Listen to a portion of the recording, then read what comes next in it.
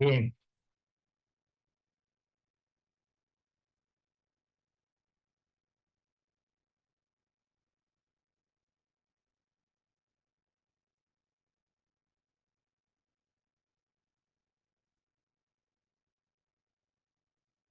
entonces les voy a compartir este documento, solo que es un poco diferente al que están viendo aquí. Ya está actualizado para este 2024, en el que desarrollamos, eh, haciendo como un breve resumen de lo que vieron en análisis estructural avanzado sobre el método de rigidez, ¿verdad? Que de hecho lo empezamos a explicar la semana pasada. Entonces,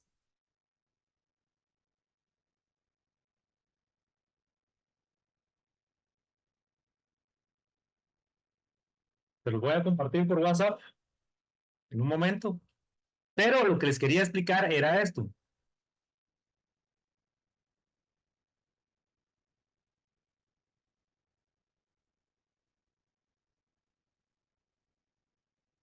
que acompañando a ese documento vamos a tener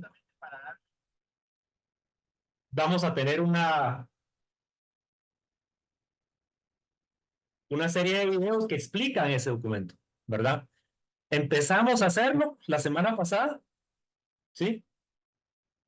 Pero no terminamos. Entonces, eh, faltaría, anoche me quedé en la parte del ejemplo, entonces más tarde lo voy a terminar y se los voy a subir a las plataformas, ¿verdad? Se los voy a subir, voy a ver cómo se hace con la escuela de posgrado. Para mí lo más inmediato es subirlo al canal de YouTube, ¿verdad? Pero hay un trabajo de edición también que hacer, ¿sí? Entonces, tranquilos, ahí van a tener el documento y la explicación de toda esta parte del capítulo 1, ¿verdad? Que es esencialmente sobre lo que vieron en análisis estructural. Lo estamos reenfocando hacia lo que nos interesa en elemento finito, eso sí, ¿verdad? Pero van a tener esta información en breve. Así como también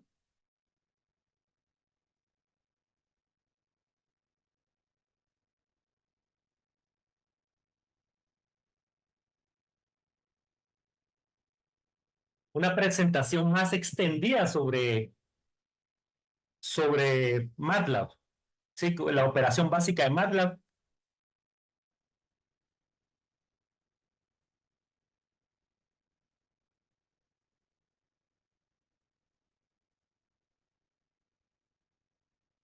más completa que la que vimos la vez pasada, ¿sí?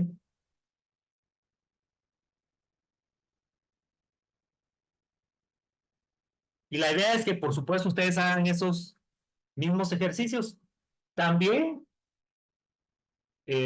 se va a grabar una explicación de esto, ¿no?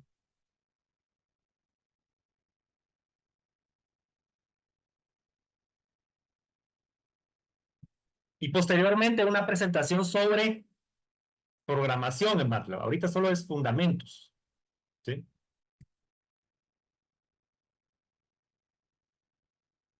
Entonces va a haber suficiente material ahí para que se entretengan en el resto de la semana. Y, este es esencialmente material nuevo, ¿sí? Que no se había incorporado al curso. Esta presentación, pues sí, ya la hemos dado en ocasiones anteriores, pero todo lo que tiene que ver con MATLAB es nuevo, se podría decir, y lo vamos a ir incorporando también en las lecciones. Entonces, ya estamos con eso. El día de hoy lo que vamos a hacer,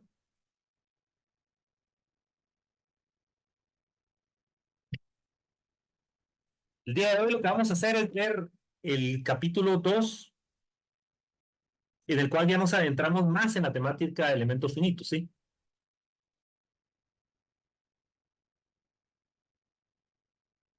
Entonces, me voy a conectar aquí a la tablet. Finalmente encontré una manera ahí de conectarme, de conectar la computadora a la tablet, que es mucho más eficiente que la de la vez pasada. Entonces, vamos a tener la clase, una parte pues sí en presentación, pero la otra también quisiera que hiciéramos el ejemplo manuscritamente, ¿verdad? Les permítame un momento nada más.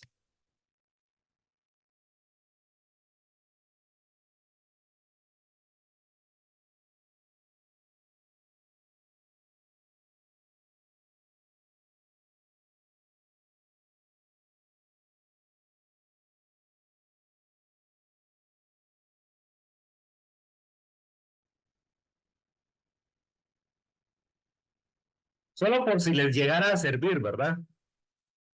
Encontré esta forma de conectar la tablet a la computadora, ¿sí? Con este programa que se llama Visor, ¿sí? No sé si lo ven ahí.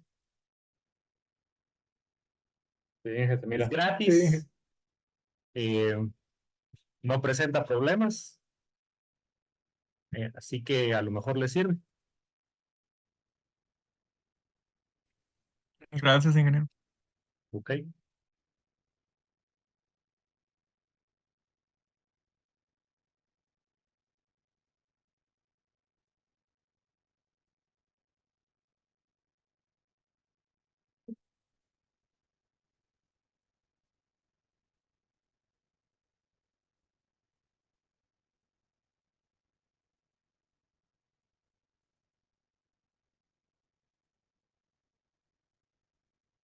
bien.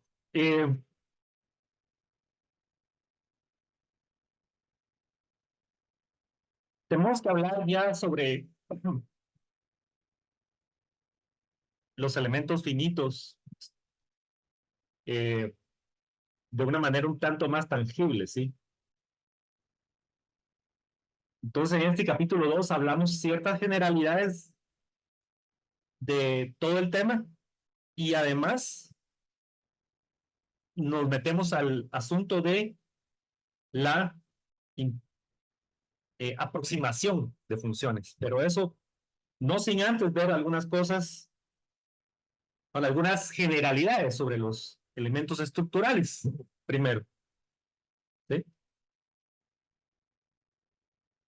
Entonces, una primera abstracción relacionada con un tipo de elemento estructural, el más básico probablemente sea el que tenga la forma de un resorte, en el que lo único que tenemos que modelar es que su constante de resorte, es decir, su propiedad de rigidez en una sola variable, ¿verdad?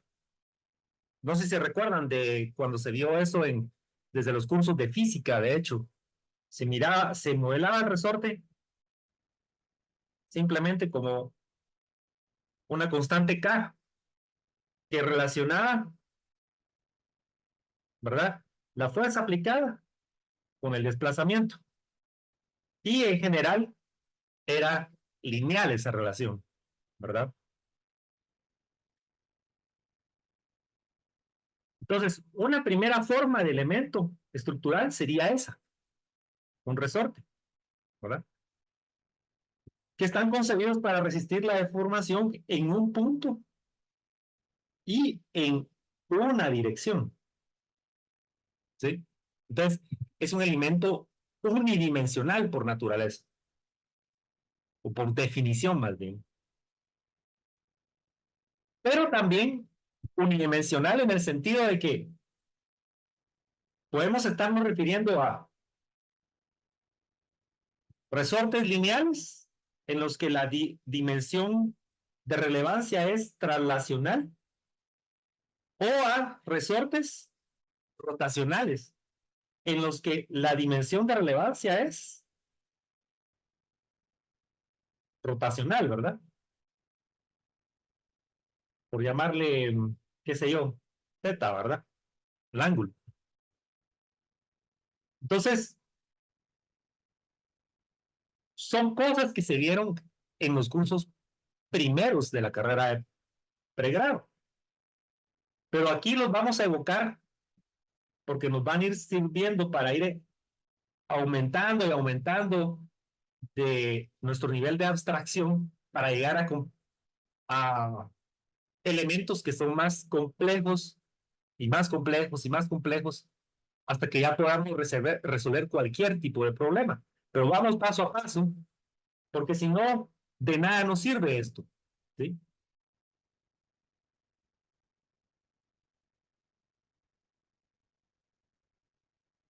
Entonces decimos que pueden ser rotacionales o traslacionales y rotacionales.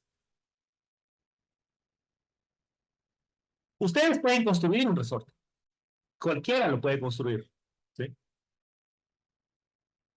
Entonces, no sé si han visto los resortes que se usan en la industria, que son de placas, por ejemplo.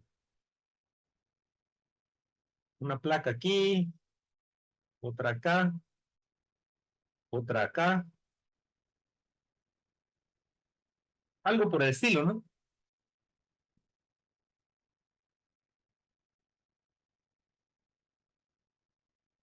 ¿Verdad?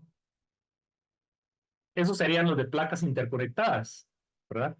Pero también, tal vez el resorte más usual, que el más normal sería el de alambre, ¿no?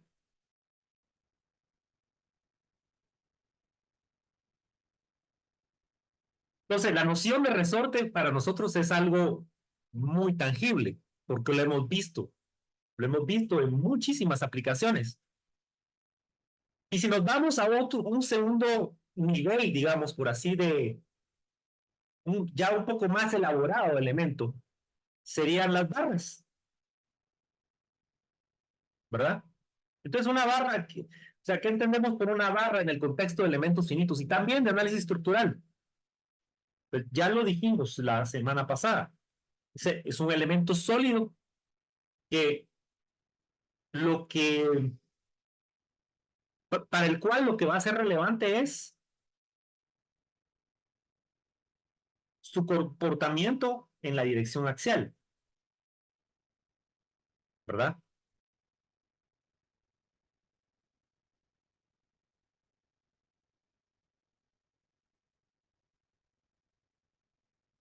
Recuerdan que lo dijimos, ¿verdad?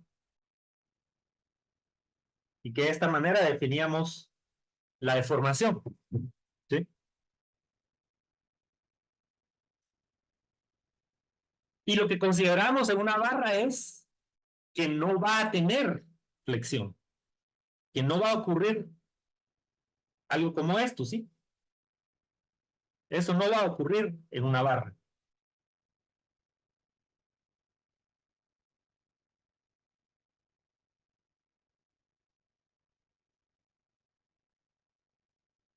Entonces,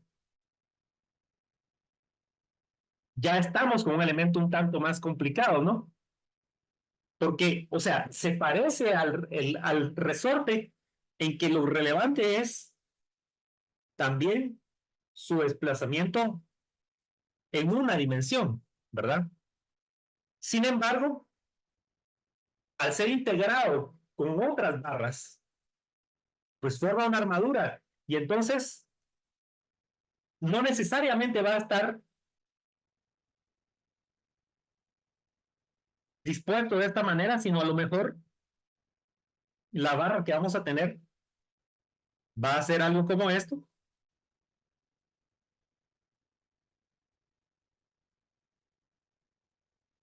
unida con otras barras, ¿no?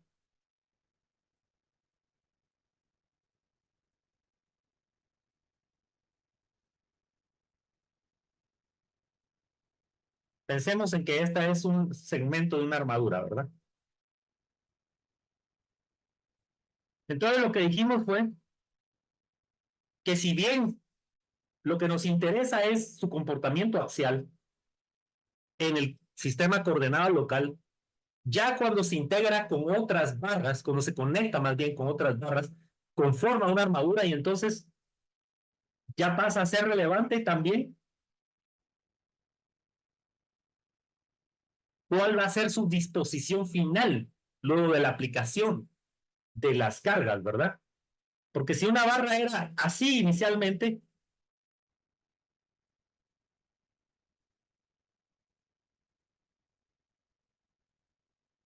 luego de la aplicación de las cargas, vamos a considerar de que probablemente va a terminar así. Y entonces lo que va a ocurrir es que va a haber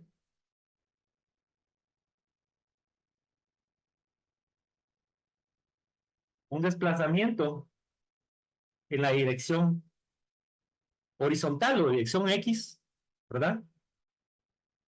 En el nodo 1 y un desplazamiento vertical también en el nodo 1. A saber, un 1 y un 2, por decirles algo.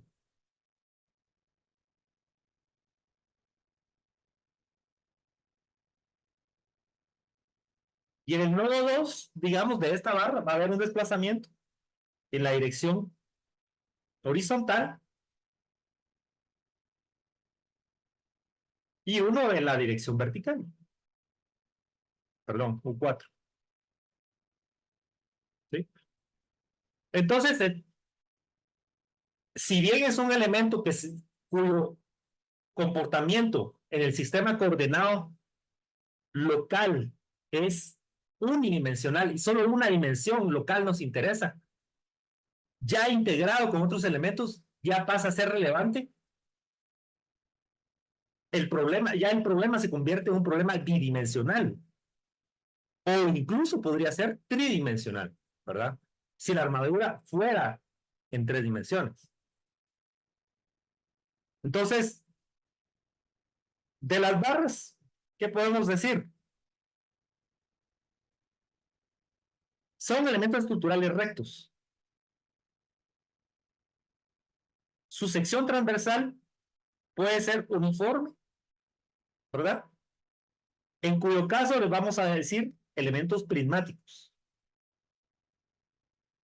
Si es variable la sección transversal, vamos a decir que son no prismáticos.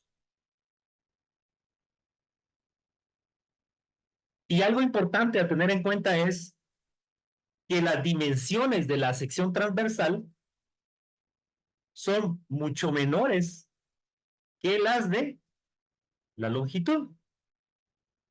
¿Sí? Eso es fundamental entenderlo. Un elemento barra, por definición, si la sección transversal mide, bueno, si la longitud es de 5 metros, obviamente la sección transversal tiene que ser muy pequeña comparado con ese metro, esos 5 metros, perdón, en las dimensiones de la misma. A lo mejor puede ser tan poco como unos pocos centímetros, ¿sí? O incluso cuando hablamos de barras, podemos, es muy común que hablemos no necesariamente de elementos a sección llena, sino puede ser, de hecho,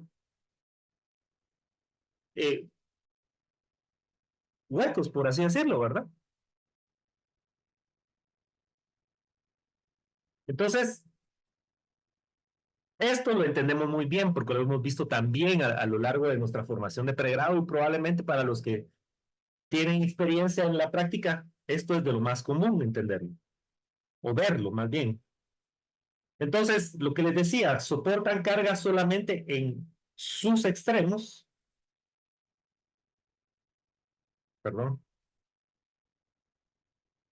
Es decir, no se aplica carga, no se les aplica carga de esta manera, ¿sí?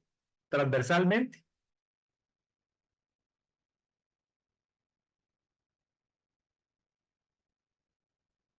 Y pueden estar en tensión o en compresión, eso sí, ¿verdad? Tal será su carga axial.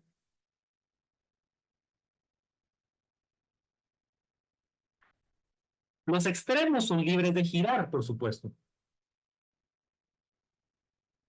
A lo que nos referimos aquí es algo que se me había olvidado mencionarles, de que estamos asumiendo de que son, ¿qué? Articulaciones, ¿verdad?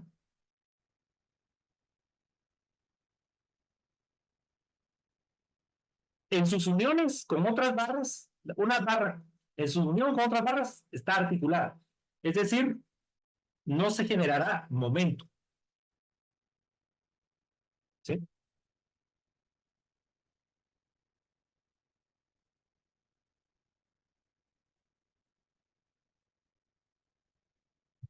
Y esta es quizá la característica más importante. Y por supuesto que las estructuras a base de barras las conocemos como armaduras, ¿verdad?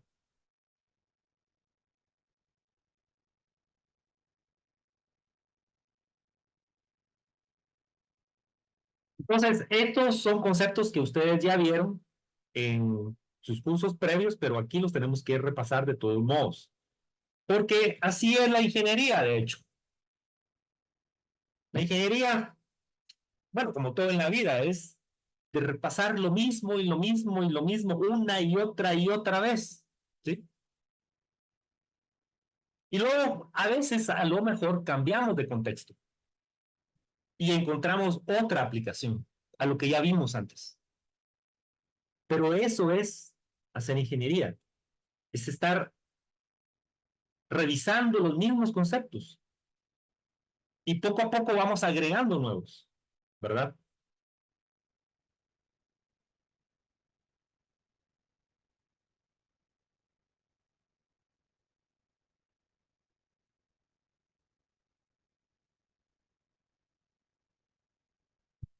Si agregamos un nivel de abstracción a elementos parecidos a las barras, pero esta vez les permitimos, les permitimos comportarse de otra manera, pues, le agregamos opciones de comportamiento, por así decirlo. Pues nos vamos a encontrar con elementos que vamos a denominar como vigas o elementos viga en la terminología de elemento finito y de análisis estructural. Entonces decimos que son similares a las barras, pero su área de sección transversal en general es más grande que la de las barras, ¿sí? Es decir, ya no es tan pequeña como la de las barras. Y estos elementos sí soportan carga transversal. Esto es lo importante en una viga.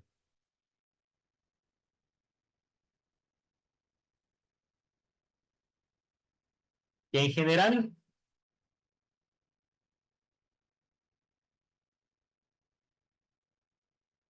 va a estar concebida para tomar carga transversal.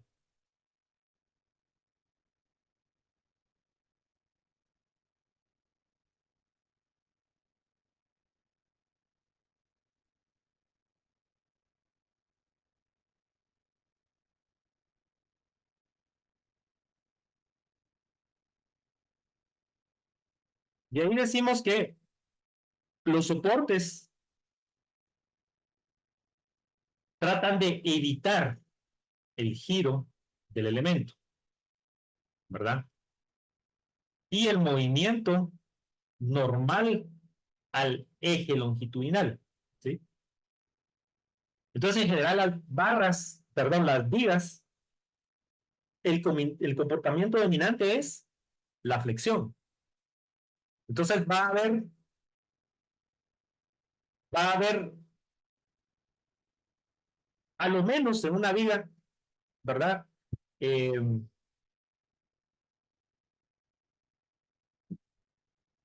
a lo menos por lo general vamos a tener restricciones al giro en sus extremos, aunque puede no ser el caso, ¿verdad?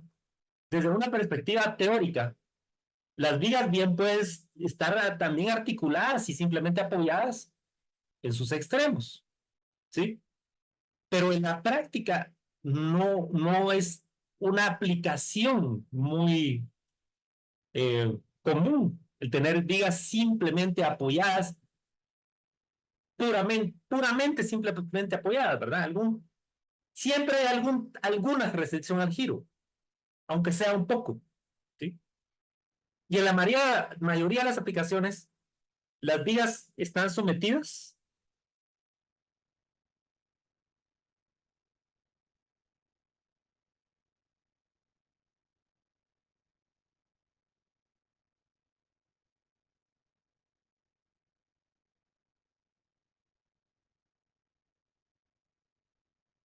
a restricción de momento, ¿verdad? En sus extremos. Si lo vemos desde la perspectiva de esta viga,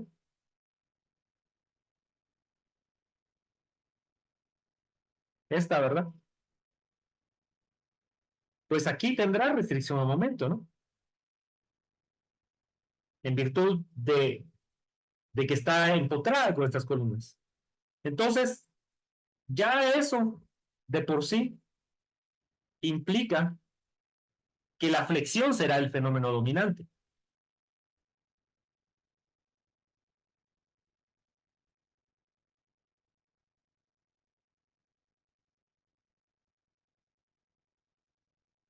Y ahí decimos que las acciones internas desarrolladas serán fuerza cortante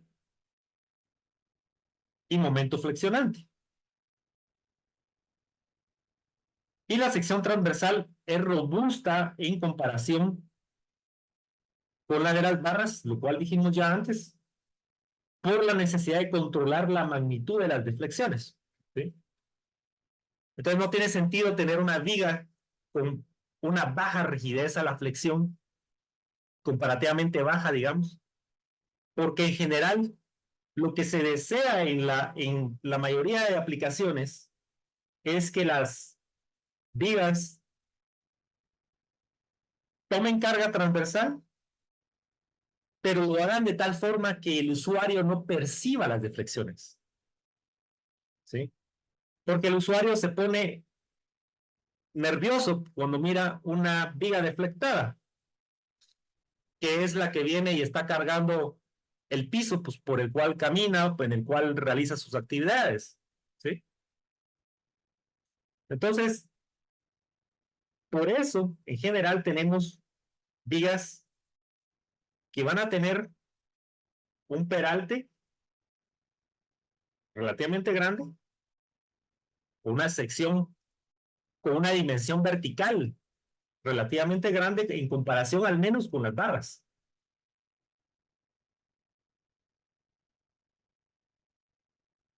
Entonces, estructuras a base de vigas les llamamos marcos,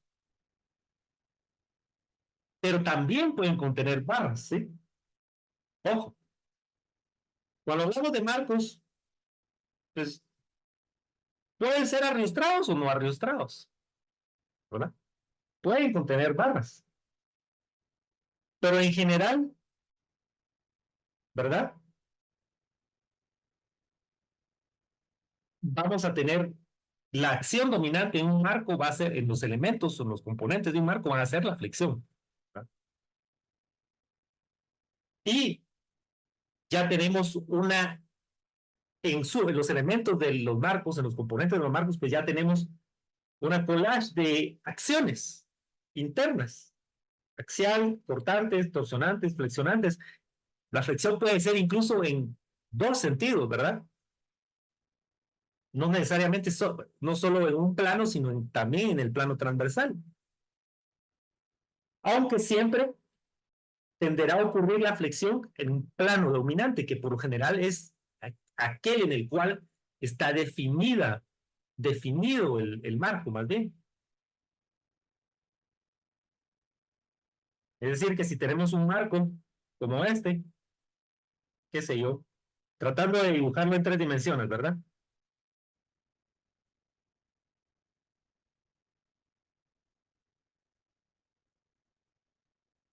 Entonces vamos a hacer de cuenta que este es el plano.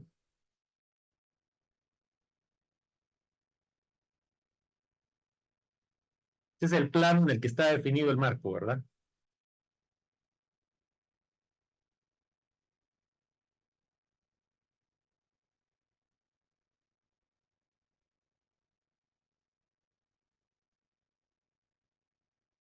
Entonces, lo que estábamos diciendo es que debido a la aplicación de cargas transversales,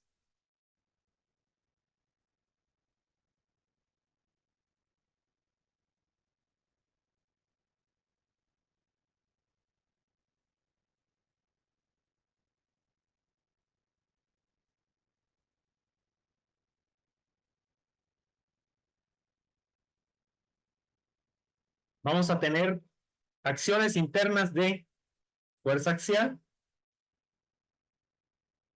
momento,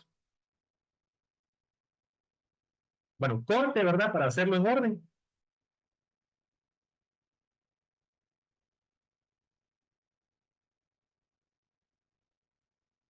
Y momento. Pero si hay fuerzas aplicadas, acciones aplicadas de esta manera,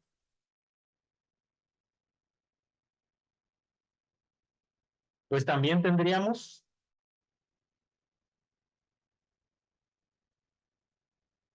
corte aquí y flexión acá, ¿verdad? ¿En qué? En el plano transversal, ¿no?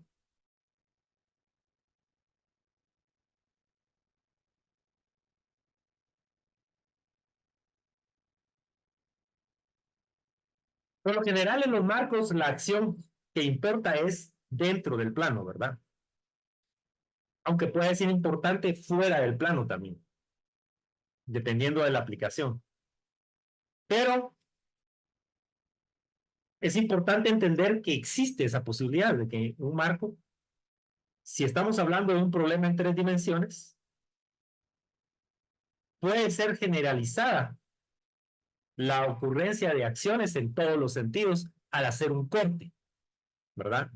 En alguno de sus miembros, como hicimos aquí.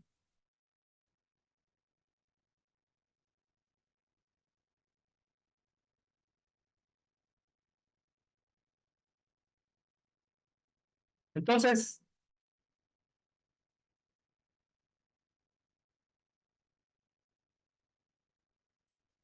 el elemento que conforma los marcos le llamamos simplemente frame element. Así lo van a encontrar en la literatura ustedes, ¿verdad? Y es el más general de los elementos con geometría de línea, ¿sí?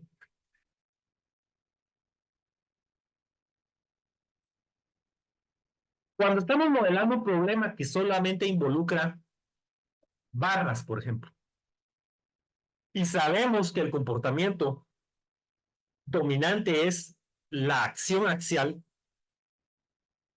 entonces el analista tiene que ser capaz de entender de que es mejor, más eficiente analizar el problema solamente con barras y no considerar la flexión. Si la acción flexionante se vuelve importante, entonces obviamente hay que utilizar elementos de marco o elementos viga, ¿verdad? Frame elements, ¿sí?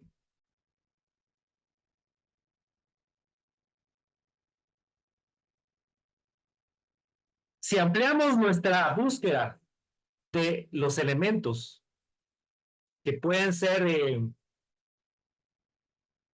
utilizados para modelar estructuras, tenemos que hablar de los elementos placa, ¿sí?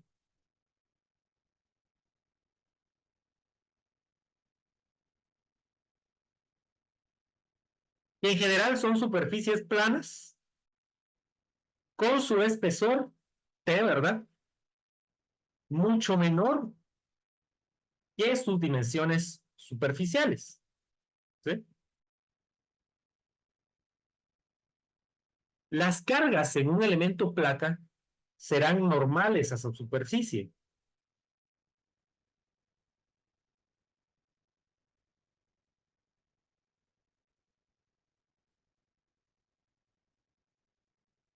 Los soportes pueden ser En los nodos, entonces en ese caso, pues tendríamos que modelar soportes puntuales o a lo largo de toda una de un borde, de todo un borde, o sea, toda una frontera. Es decir, serían soportes lineales, ¿sí?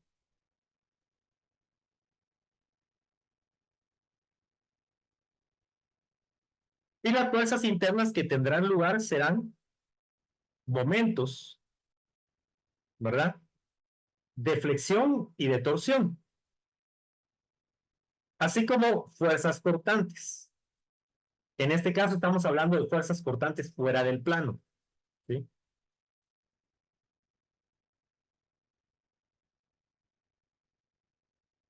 Y este se considera una extensión a dos dimensiones de los elementos Vigar, ¿verdad?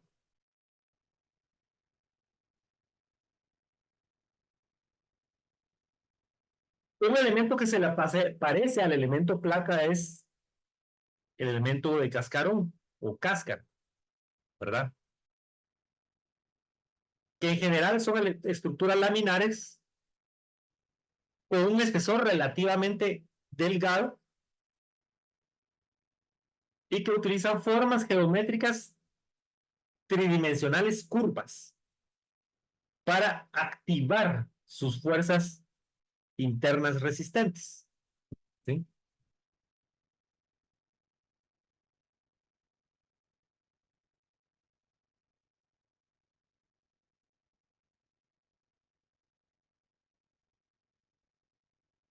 Las cargas que soportan, ¿verdad? Son cargas en cualquier inclinación respecto a la normal, a la superficie del cascarón, lo cual varía en cada punto. La superficie del cascarón varía de cada, o sea, la normal varía en cada punto del cascarón, ¿sí? Y las acciones internas desarrolladas son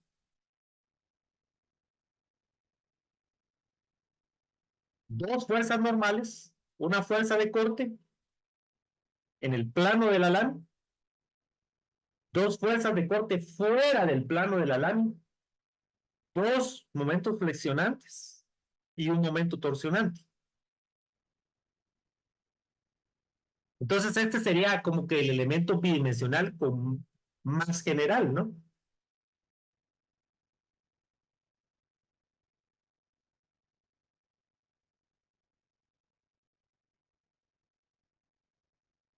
Algo importante es que se valen de su geometría para generar una gran rigidez, ¿sí?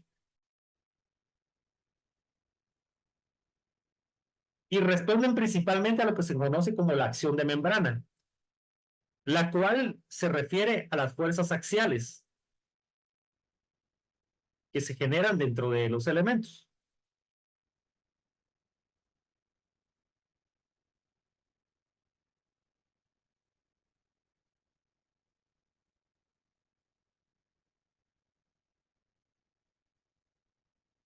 ¿En qué aplicaciones los vamos a ver? Bueno, obviamente en estructuras que sirven para almacenar, eh, por ejemplo, granos, ¿verdad? Contenedores, también en algunas cubiertas. Quienes conocen en físico la Facultad de Ingeniería saben muy bien, pues, que ahí tenemos en el auditorium Francisco Vela, pues ahí si no, si no estoy mal, es un paraboloide hiperbólico, así como también el domo de la, de la universidad, ¿verdad? ¿Cómo le llaman al domo? El domo, ¿verdad?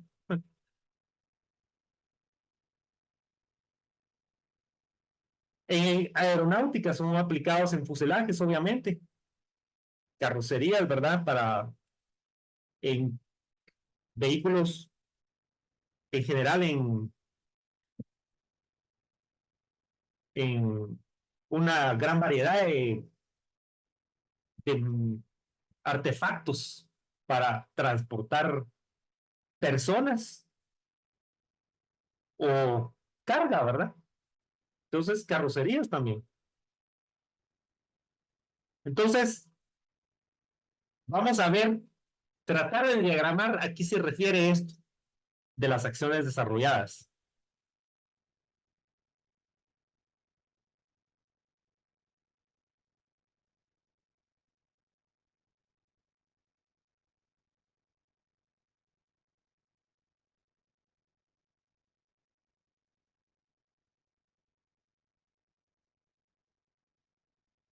Entonces, en un elemento placa tendríamos fuerzas normales, ¿verdad? Desarrolladas.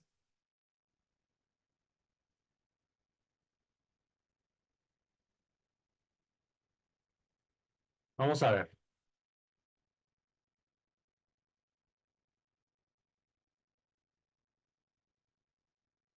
Tendríamos fuerzas de corte aquí, ¿verdad? Fuerza de corte acá y fuerza de corte acá, fuerza de corte acá y fuerza de corte acá, ¿sí? Pero además tendríamos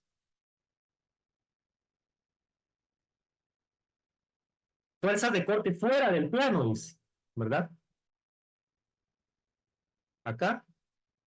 O sea, aquí estoy dibujando en esta otra cara, ¿sí?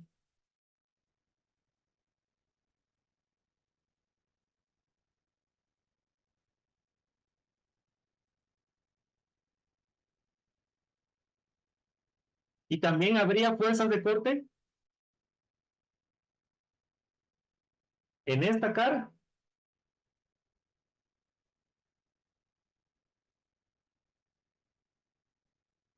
y en esta, ¿verdad?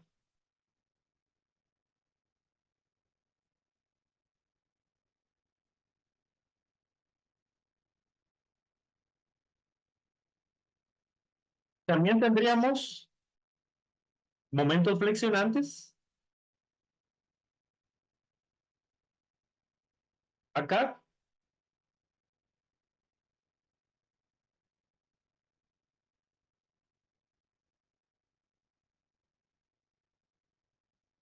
También tendríamos acá.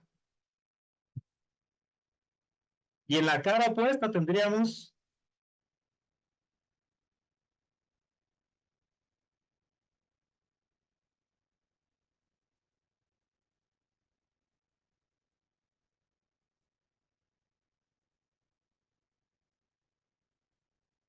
perdón, jóvenes, ahorita les voy a hacer una aclaración.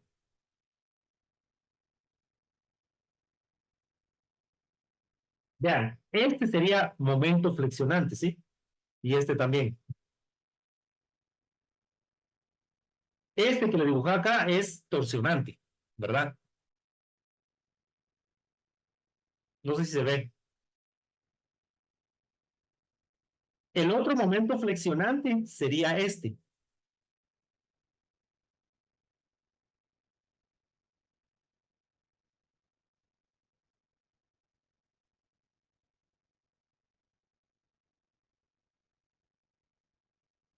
Entonces ahí estarían los dos momentos flexionantes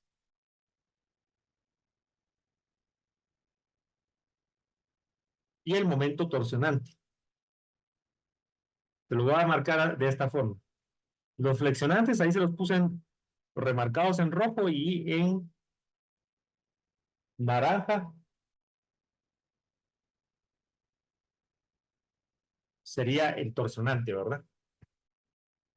Va, eso sería en estas caras, ¿sí?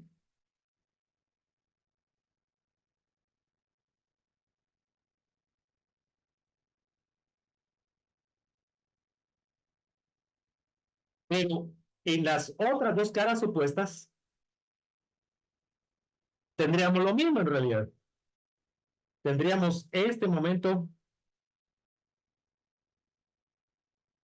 flexionante,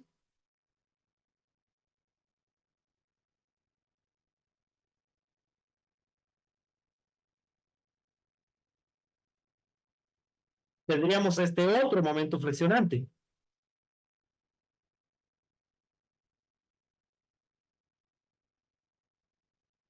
y tendríamos este momento torsionante,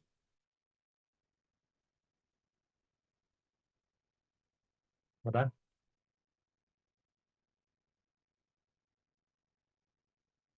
Son dos momentos flexionantes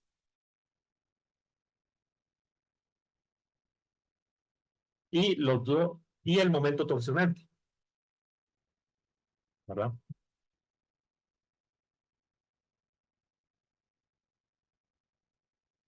Y en realidad lo que ocurre es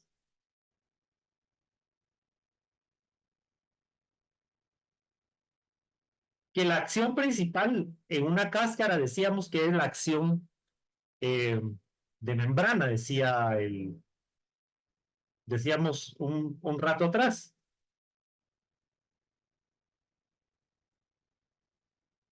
Es decir, el de las dos fuerzas normales, ¿verdad? Es que estas fuerzas normales o axiales sería la palabra tal vez más eh, apropiada, serían estas. Esta que va aquí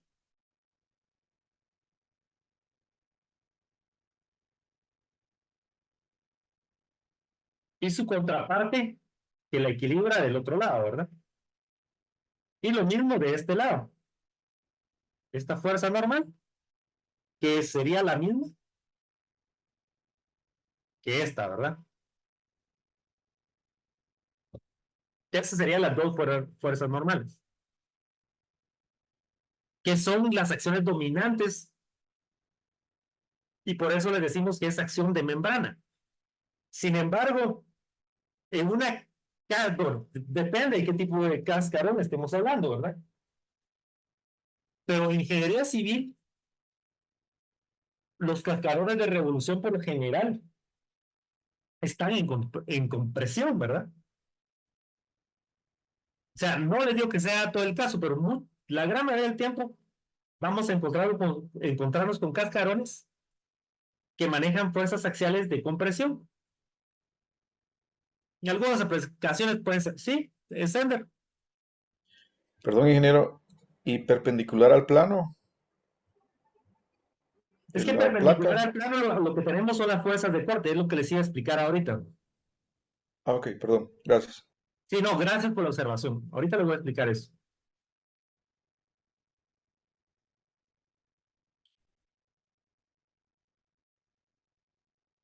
Perpendicular al plano tenemos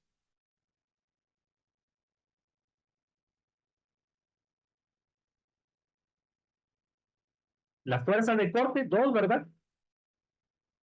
Tendríamos esta, que sería la misma que esta, ¿verdad? En el otro, en la cara opuesta. Y tendríamos en esta cara, ¿verdad? Tendríamos esta, digamos, o si quieren la vamos a poner así, ¿verdad? Para arriba. Y esta otra en la cara opuesta, que sería la misma realmente, ¿sí? Cuando estamos diagramando estas fuerzas, en realidad, esta y esta, pues, eh, es que vean, hay una cuestión aquí que no hemos visto, eh, pero en realidad lo que pasa es esto. Cuando, desde una perspectiva estrictamente de mecánica de sólidos, digamos que no es que esta fuerza, digamos, sea exactamente igual a esta, sino que hay una cuestión ahí de que hay que tener en cuenta la variación. Digamos que, por decirles algo, esta sea la dirección local X y esta sea la dirección local Y, por decirles algo, ¿verdad? Entonces, a esta dimensión se le llamaría dy, un diferencial de y, a esta se le llamaría un diferencial de x, ¿verdad? Entonces, por lo general, el comportamiento de todas estas, de estos sólidos, ¿verdad? Se modela en función también de estos diferenciales, ¿sí?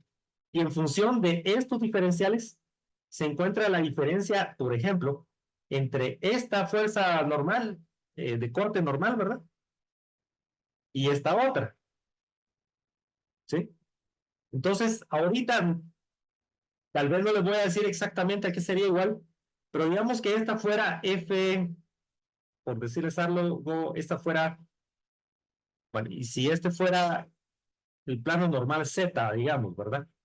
Va, entonces esto sería la fuerza F, llamémosle, o B mejor, ¿verdad? Porque estamos hablando de importe, ¿verdad? Si quieren le podemos llamar B de, eh, cuyo plano normal es el plano, el eje Y, digamos, o más, sí, cuya normal es el eje Y, ¿verdad? No sé si se ven aquí que, por ejemplo, el eje Y, si lo proyectamos acá, sería la normal a esta superficie, ¿no? Entonces, como se modela es que decimos que esta sería B, el primer subíndice sería Y, ¿verdad? Y ahí la dirección en la que actúa, que sería Z, B y Z, digamos, ¿verdad? Y entonces la que tendríamos del otro lado no sería exactamente B y Z, sino que en la formulación de mecánica de sólidos lo que se hace es que se le agrega el efecto de que estamos moviéndonos desde este punto hasta este punto, un diferencial de Y, digamos. Entonces se agrega algo así como, eh, vamos a ver, la derivada parcial con respecto de Y, sería en este caso, de y Z. A eso sería igual esta, que está de este lado. ¿Sí? Es decir, ahorita no quiero que se preocupen mucho por esto, ¿verdad? Porque sí vamos a ver un poco de esto más adelante. Pero digamos que en términos prácticos, esa variación es mínima, ¿sí? Es muy pequeña. Lo que pasa es que para ciertas, o sea, la variación quiere decir entre esta fuerza y esta. Lo que pasa es que para algunas cosas hay que tenerla en cuenta y para otras no hay que tenerla en cuenta. ¿Sí?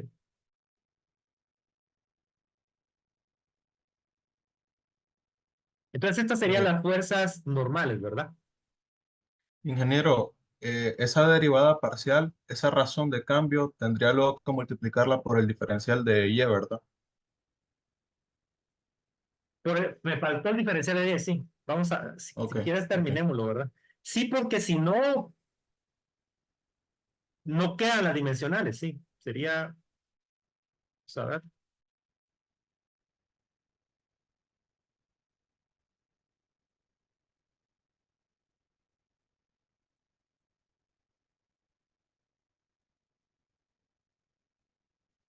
Sí, así es. Gracias. ¿Verdad? Entonces sería igual a esta sería igual a esto, a esta, digamos, más esto. Ahí estamos. Pero hay digamos que en el caso de las placas y de las cáscaras, sobre todo, ahí hay algunas variaciones que tienen que ver con la geometría. Cuando se toma en cuenta, por ejemplo, si hay elementos que se pueden formular así, que tienen cierta curvatura, ¿verdad?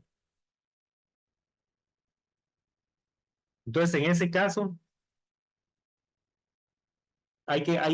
cambia un poco la formulación, ¿verdad?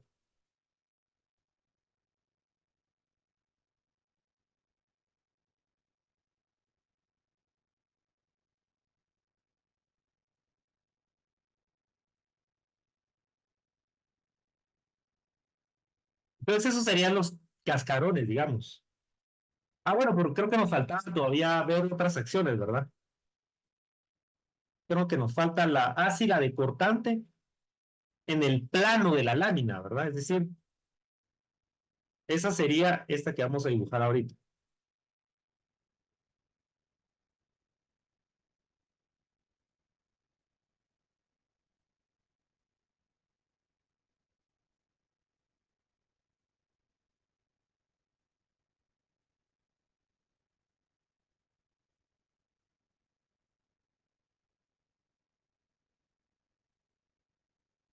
Entonces esa sería la fuerza cortante en el plano, ¿verdad?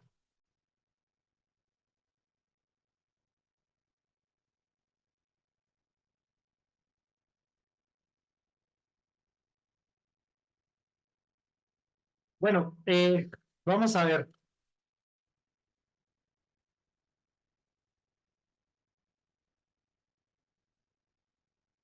Las fuerzas normales, perdón, jóvenes, son estas, ¿verdad? Y se recuerdan, ¿verdad? Estas son las fuerzas normales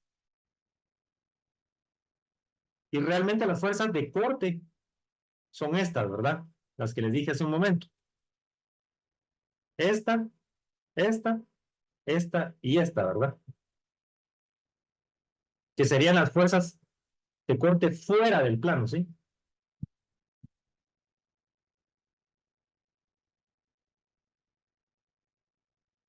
Fuerzas normales se refieren a las... Es que aquí está un poco confusa la terminología, pero tal vez más apropiado sería axiales, ¿verdad? Pero normales le estaban llamando aquí. Sí, axiales. Ajá. Entonces, perdón, Sí, axiales sería más, más apropiado, ¿verdad? para mí, para mi entender, sí. Ujú.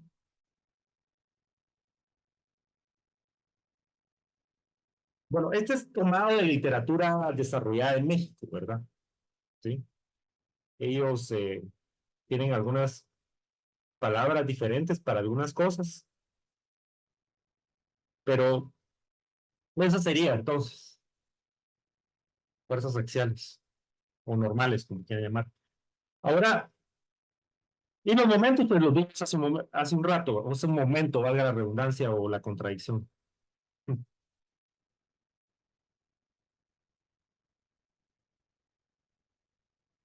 Entonces, esto en cuanto a las cáscaras.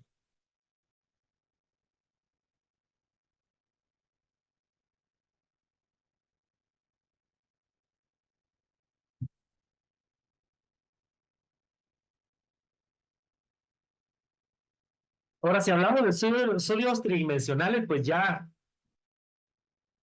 vean cómo vamos elevándonos en nivel de complejidad, ¿verdad? Entonces, aquí ya no queda de otra que modelarlos como sólidos en 3 dimensiones, ¿verdad? Aquellas estructuras cuya geometría no encaja dentro de ninguna de las anteriormente mencionadas.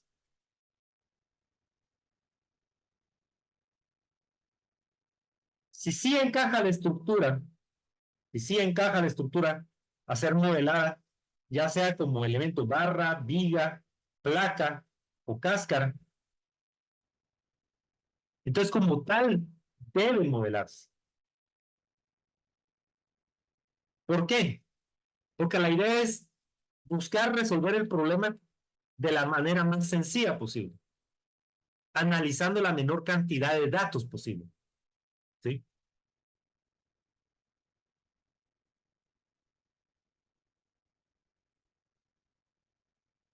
El sólido 3D, o sea, es decir, el sólido 3D solo debe usarse si no hay otra opción. Ese es el punto. Debe ser utilizado solamente en casos en los que no exista otra opción. Es muy común utilizarlo en presas, por ejemplo, y también en ciertas piezas mecánicas.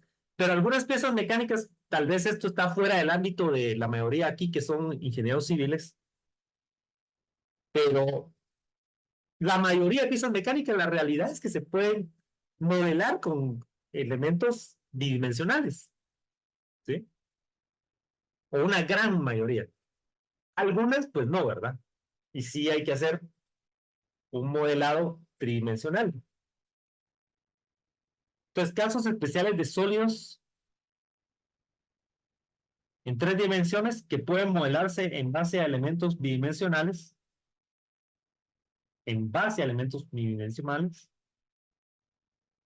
tenemos los siguientes. Estos serían casos especiales de sólidos, o sea que en la realidad física son sólidos en 3D, pero se puede modelar como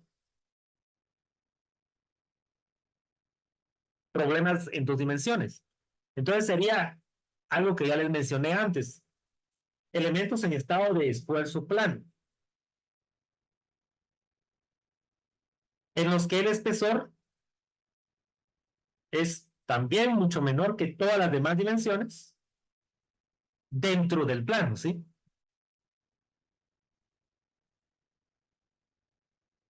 Y las cargas y los apoyos están definidos solo dentro de ese plano, ¿sí?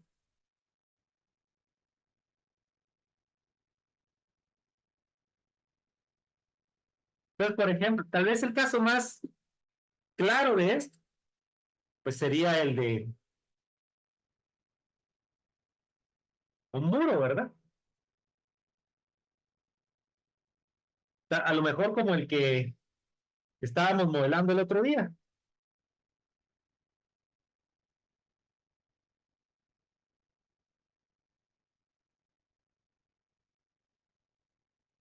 Y que sabemos que las cargas, si el muro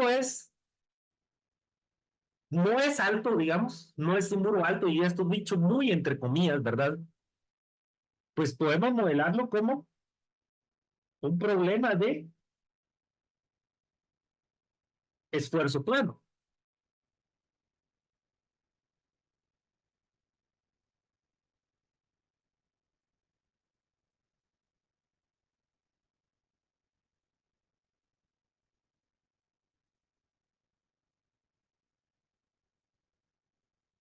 ¿verdad?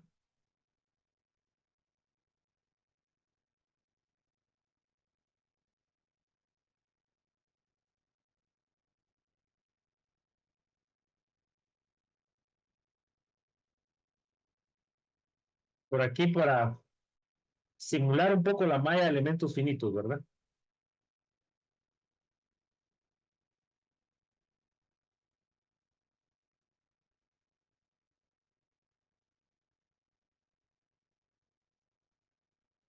Etcétera.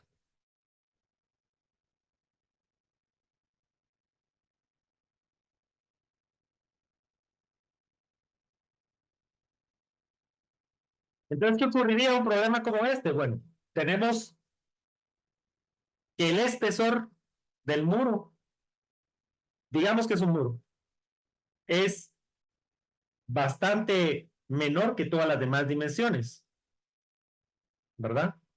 Es algo que está claro aquí en nuestra noción de lo que un muro es, ¿no? Y las cargas y apoyos están modeladas dentro del plano.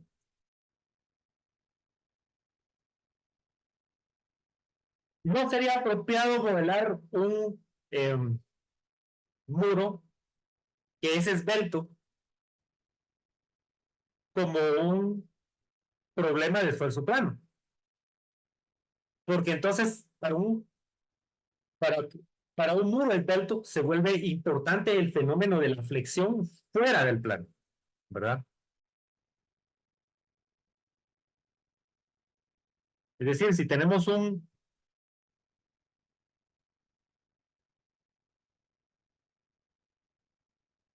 muro que en vez de ser así,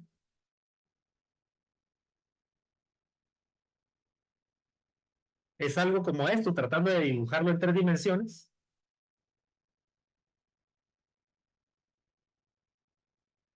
para hacerlo más dramático, ¿verdad?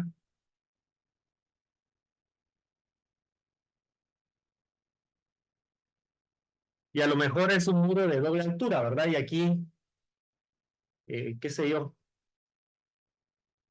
pues esto es el muro de un vestíbulo, por así decirlo. Y a lo mejor la carga aquí es significativa.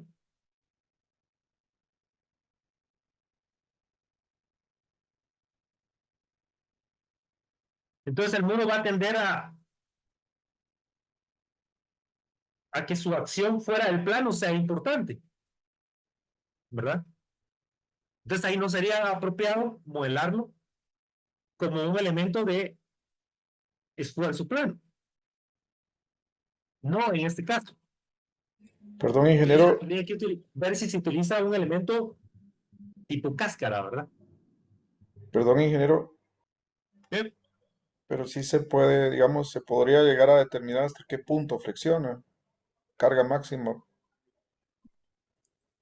antes que llegue a flexionar. Perdón, ¿cómo es la pregunta? Sí o sea, sí se podría modelar y llegar hasta la carga máxima antes de la flexión. Antes de la falla, digamos. Afirmo, sí, exacto. Bueno, sí, lo que pasa es de que lo que les estoy queriendo decir es de que, bueno, eso que estás diciendo, obviamente, ¿verdad? Pero lo que pasa es que lo que quiero decirles es que es importante en un muro esbelto, digamos, si nos vamos al elemento que estábamos modelando aquí, ¿verdad? Hace un rato. Lo que pasa es que aquí lo tenemos en una posición que no nos va a quedar tan claro, pero vamos a hacer algo. Voy a agregar aquí una página y ahí vamos a hacer nuestras anotaciones.